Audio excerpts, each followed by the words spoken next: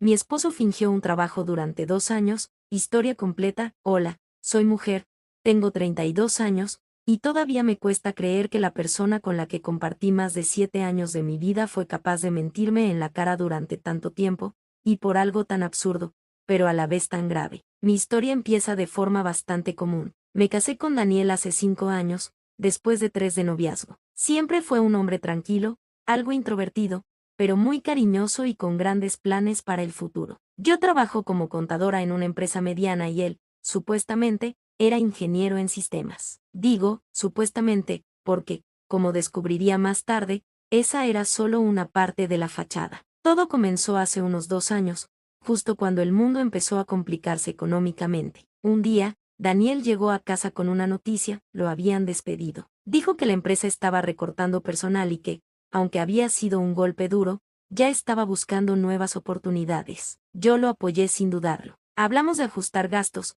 de que podía tomarse un par de semanas para reorganizarse, y que si era necesario, yo podría cubrir la mayoría de las cuentas hasta que encontrara algo nuevo. Un mes después, me dijo que había conseguido trabajo en una nueva compañía de tecnología. Estaba feliz, aliviada y orgullosa. Volvía a salir temprano cada mañana con su maletín, ropa formal y café en mano. Llegaba a casa a las 6 o 7 de la tarde y me contaba pequeñas anécdotas sobre compañeros nuevos, proyectos en los que trabajaba y reuniones aburridas. Todo sonaba completamente normal. La rutina continuó así durante meses. A veces incluso traía consigo documentos impresos, según él, parte de informes o presentaciones, y hablaba de un jefe exigente y un proyecto importante que no podía contarme en detalle, por temas de confidencialidad. Yo jamás sospeché nada, pero entonces, un día, algo pequeño cambió todo. Fue una tarde cualquiera, y Daniel me escribió para decirme que llegaría tarde porque tenían una reunión fuera de la oficina. Decidí aprovechar para pasar por su trabajo y dejarle un almuerzo sorpresa.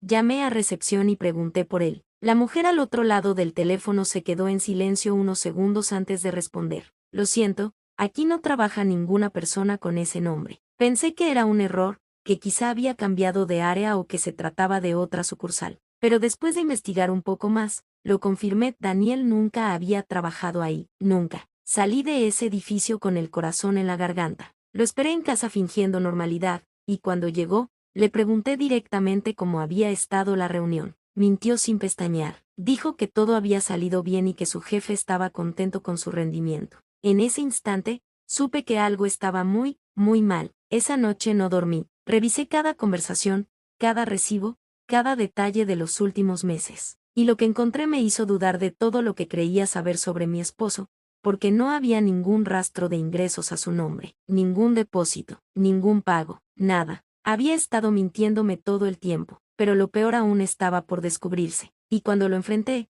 la verdad fue incluso más perturbadora de lo que imaginé. Cuando lo confronté, recuerdo que estaba temblando. Me senté frente a él y le solté la verdad sin rodeos. Estuve en tu trabajo hoy y no te conocen. Se quedó helado, con el tenedor en el aire. Al principio trató de reír nervioso, de inventar que seguramente hablé con la persona equivocada, que él estaba en otra sucursal. Pero yo ya había investigado todo. No había ningún registro de que trabajara ahí, ni en esa empresa ni en ninguna otra. Después de unos minutos de silencio, bajó la mirada y lo admitió: no tenía trabajo desde hacía casi 2 años. Pero lo más increíble no era eso, sino todo el esfuerzo que había puesto en sostener la mentira. Resulta que cada mañana, cuando iba a la oficina, en realidad caminaba hasta la biblioteca pública, donde pasaba horas navegando en Internet, leyendo, viendo videos o simplemente matando el tiempo. Otras veces iba a centros comerciales, parques, cafés. Incluso me mostró un cuaderno lleno de notas inventadas con nombres de compañeros de trabajo ficticios y supuestos proyectos. Había creado un mundo entero de mentiras para que yo no sospechara. Le pregunté llorando: ¿por qué me hiciste esto? ¿Por qué no me dijiste la verdad desde el principio? Y su respuesta me dejó helada. Me dijo que se sentía un fracaso,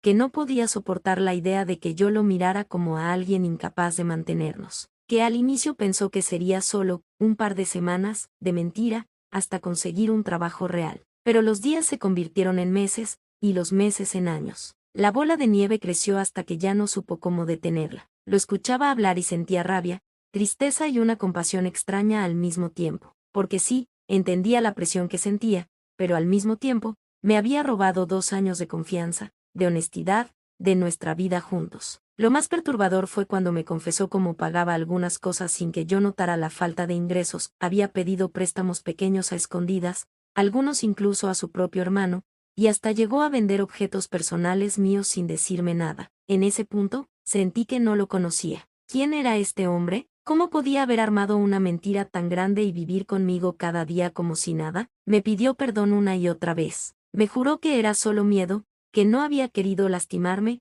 que me amaba. Pero yo solo podía pensar en algo: si fue capaz de sostener esto por 2 años, ¿qué más me habrá ocultado? Esa noche, por primera vez desde que nos casamos, dormimos en habitaciones separadas. Y yo me prometí que iba a llegar hasta el fondo, aunque me destrozara lo que encontrara. Porque algo me decía que lo de la mentira del trabajo era solo la punta del iceberg. Esa noche casi no dormí. Me la pasé dando vueltas en la cama, repasando cada conversación, cada salida, cada detalle de los últimos 2 años. Todo empezó a tener un nuevo significado. Los días que llegaba, agotado, del trabajo, en realidad estaba cansado de caminar sin rumbo. Las reuniones que cancelaba a última hora eran inventadas. Los compañeros de oficina que me describía con tanto detalle nunca existieron. A la mañana siguiente decidí que no podía quedarme con lo que él había dicho. Necesitaba saberlo todo, así que empecé a revisar cuentas bancarias, correos electrónicos, mensajes. Lo que descubrí hizo que el suelo se abriera bajo mis pies. Primero,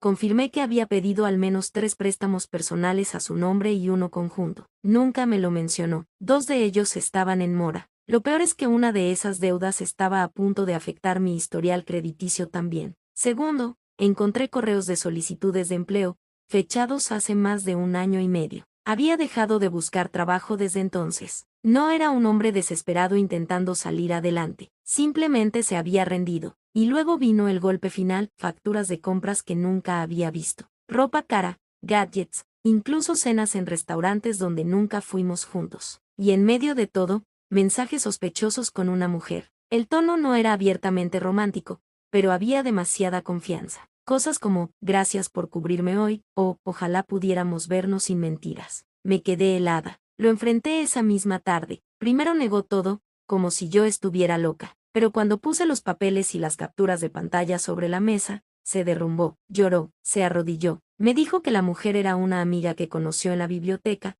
alguien con quien se quejaba de su vida, alguien que lo entendía sin juzgarlo. Juró que no había pasado nada físico, y aunque tal vez era verdad, en ese momento ya no importaba, porque emocionalmente sí me había engañado. Le dije que necesitaba tiempo para pensar, pero él se volvió desesperado. Me siguió por toda la casa, diciendo que podíamos superarlo, que era solo una crisis, que no lo abandonara. Y ahí fue cuando lo escuché decir algo que me heló la sangre: si me dejas ahora, no sé si puedas seguir viviendo. Fue la primera vez que me dio miedo mi propio esposo, no porque creyera que me haría daño, sino porque vi en sus ojos que ya no estaba bien. Esa noche me fui a casa de mi hermana. No podía estar bajo el mismo techo con alguien que había construido una vida entera sobre mentiras y que ahora intentaba manipularme con amenazas veladas. Pero mientras intentaba poner distancia, él seguía mandándome mensajes, correos, cartas, y cada uno revelaba un poco más de la verdad que todavía no me había contado. La peor parte aún estaba por venir, porque una de esas cartas contenía una confesión que cambiaría todo lo que yo creía saber sobre nuestro matrimonio y sobre el hombre con el que compartí mi vida. Pasé las siguientes semanas en casa de mi hermana, intentando procesar todo. Había días en que lloraba sin parar, otros en los que sentía una rabia tan intensa que quería quemar todas sus cosas. Y también momentos de silencio absoluto, en los que simplemente me quedaba mirando al vacío pensando: ¿cómo llegué a esto? Durante ese tiempo, él no dejó de escribirme mensajes, correos, incluso cartas escritas a mano. La mayoría eran súplicas: que lo perdonara, que lo intentáramos, que buscáramos terapia. Pero una de esas cartas no era como las demás. Tenía un tono diferente, más frío, más confesional. Decía cosas que me dejaron helada: sé que lo que hice fue terrible, pero no empezó como una mentira. Al principio sí tenía un trabajo. Lo perdí en silencio porque me daba vergüenza. No quería que me vieras como un fracaso. Luego intenté solucionarlo, pero cuanto más tiempo pasaba, más difícil era decir la verdad. Y cuando la deuda comenzó a crecer,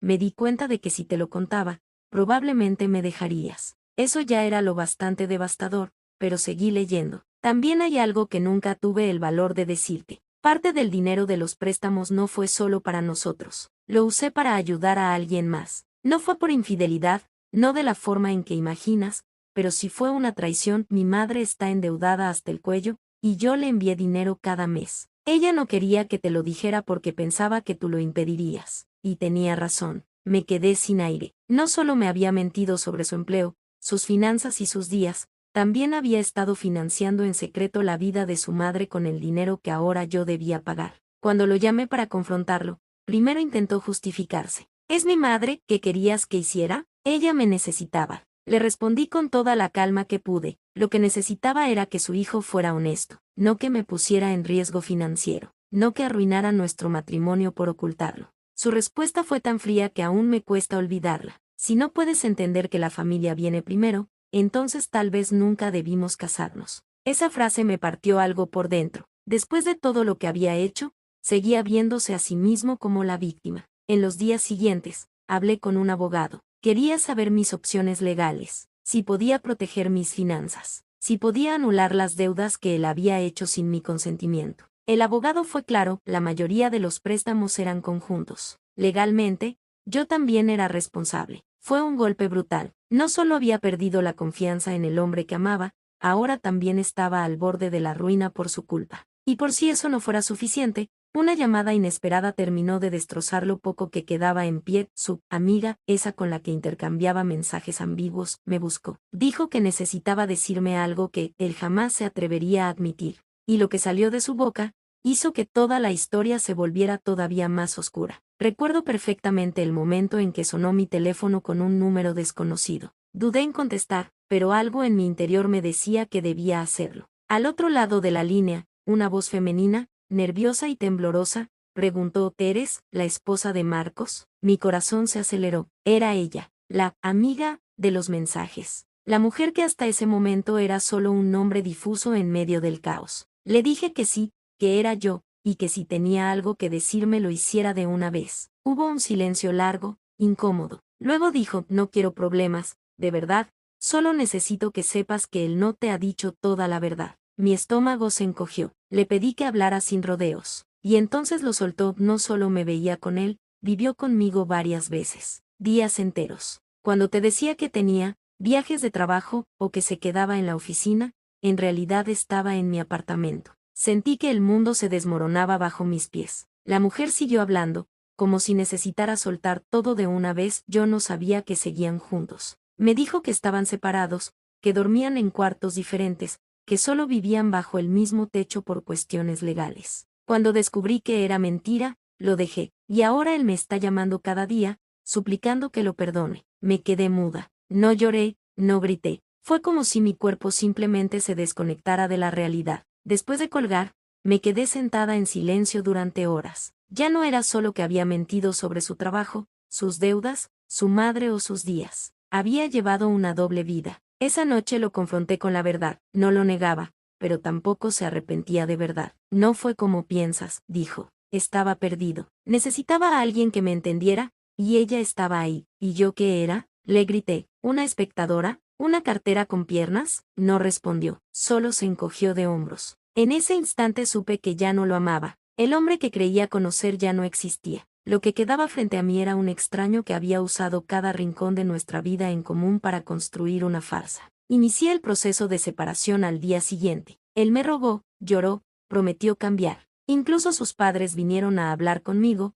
intentando que lo reconsiderara, pero ya era demasiado tarde. Aún así, los golpes no habían terminado, porque al revisar los documentos con el abogado, descubrí que una de las cuentas que él abrió, una que estaba a mi nombre, tenía movimientos que podían considerarse fraude, y si no probaba que no había sido yo, podía enfrentar consecuencias legales. El hombre que fingió trabajar durante 2 años no solo había destruido nuestra relación, ahora podía arrastrarme con él al fondo. Y fue en medio de ese desastre que tuve que tomar la decisión más difícil de mi vida: pelear por limpiar mi nombre y perderlo todo, o intentar llegar a un acuerdo con alguien que ya no reconocía como mi esposo. La última conversación que tuvimos antes de vernos en un tribunal fue el golpe final que necesitaba para saber que mi historia con él había terminado para siempre. La última conversación que tuve con Marcos no fue una escena dramática en medio de gritos y reproches. No hubo platos volando ni lágrimas desbordadas. Fue en una cafetería neutral, con 2 tazas de café frío entre nosotros y un silencio denso que decía más que cualquier palabra. Yo ya había hablado con mi abogado. Sabía que tenía que demostrar que no había sido parte de sus fraudes,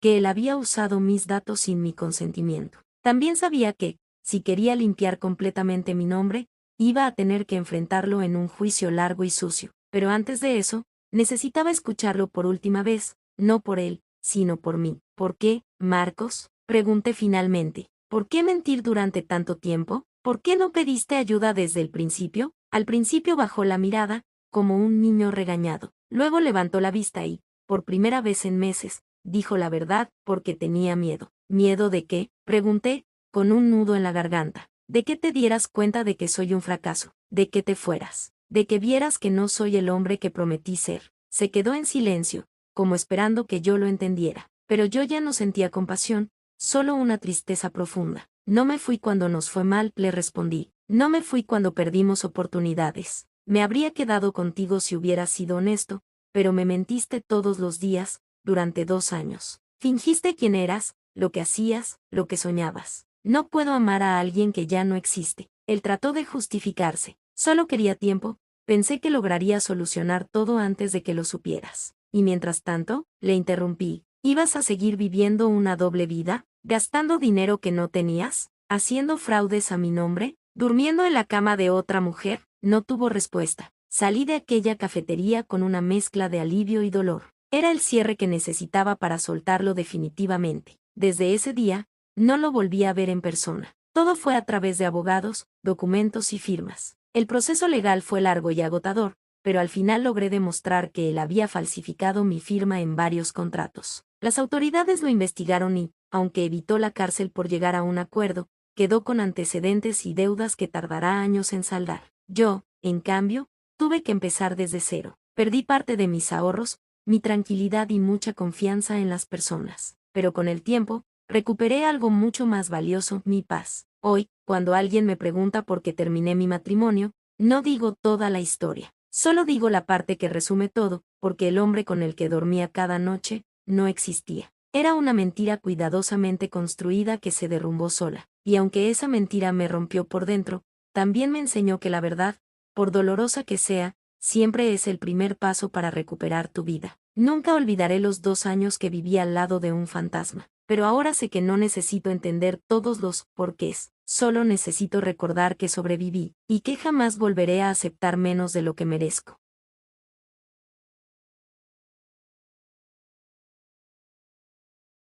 Cada historia tiene un eco. ¿Escuchaste el tuyo? Dale a like, comenta, comparte y suscríbete y acompáñame en los próximos relatos. Soy Narrox, y esto es Ecos de la Cueva.